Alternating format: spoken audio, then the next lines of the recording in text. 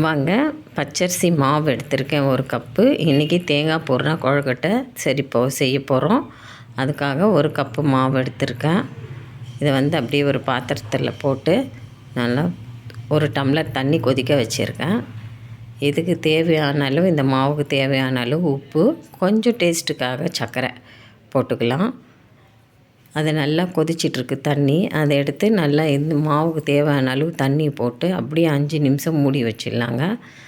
மூடி வச்சுட்டு 5 நிமிஷம் கழித்து அதை பிசைஞ்சு கொழுக்கட்டை ரெடி பண்ணலாம். அப்படியே மூடி இருக்கட்டும் ஒரு 5 நிமிஷத்துக்கு.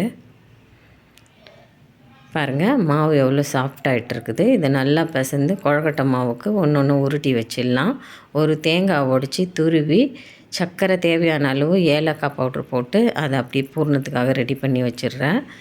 இதை உருட்டி வச்சு தான் நல்லா ஒரு கவர் போட்டு எண்ணெய் போட்டு தட்டி ரவுண்டாக வச்சுட்டு பூரணத்தை உள்ளே வச்சு நல்லா மடித்து கொழுக்கட்டை ரெடி பண்ணிடலாம்.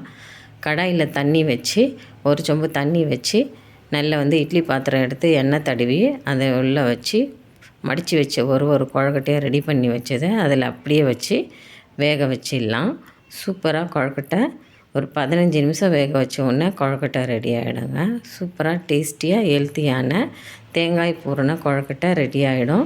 இந்த மாதிரி வாரத்தில் ஒரு முறை குழந்தைங்களுக்கு செய்து கொடுங்க. ஹெல்த்தியாகவும் இருக்கும், டேஸ்ட்டாகவும் இருக்கும்.